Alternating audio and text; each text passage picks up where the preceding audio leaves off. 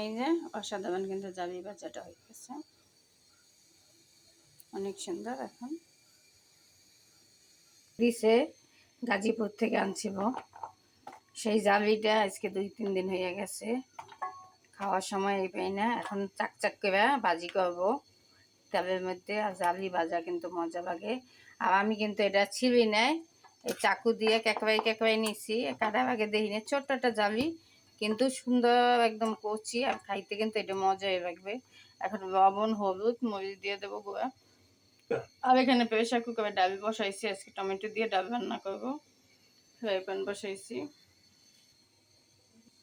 এই যে হলুদের গুঁড়া দিছি, মরিচের গুঁড়া দিছি, একটু জিরার গুঁড়া দিছি, লবণ। এখন সুন্দর মতন মাইকা চাকচাক করে তেলের মধ্যে ভাজবো ঢাকনা দিয়া। আর সাথে ডাল বসাইছি, ডাল রান্না করবো। এই যে একটা সুন্দর মাখা হয়েছে দেখেন, এখন একটু পাতলা হয়েছে। এখন এই যে এক এক করে দিয়ে দেবো।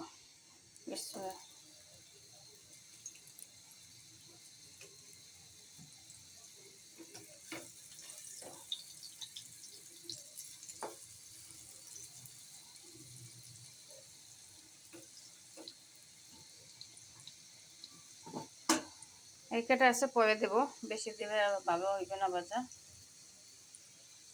এই যে ভাজা হোক। আর ভাজাটা কেমন হয়েছে, এরকম জালি ভাজি কে কে খান কমেন্টে কিন্তু জানাইবেন। এখন রো হিট হইতে থাকবে। এই যে এখন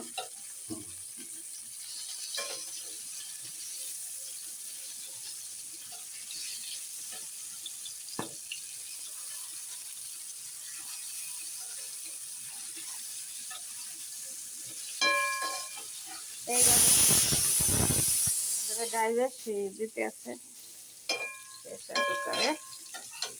আর এই যে জালিটা উল্টাই দিলাম, আর এইভাবে একদম রো হিটে ভাজতে হবে, এখনো সিদ্ধ হয় না, আর একটু হবে। জালি ভাজা এইভাবে ডাইকে ভাজতে হবে। এই যে জালিটা হয়ে গেছে ভাজা, উঠে ফেলবো।